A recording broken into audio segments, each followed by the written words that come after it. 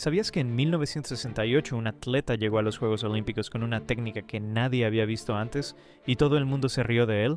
Dick Fosbury se paró frente a la barra y saltó al revés, cabeza primero, espalda hacia abajo, como si se fuera a caer sobre la colchoneta sin querer.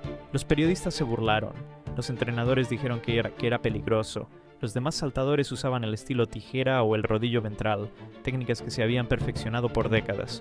Fosbury no cambió nada, siguió saltando a su manera, y ese mismo año en México saltó 2 metros y 24 centímetros y se llevó el oro olímpico.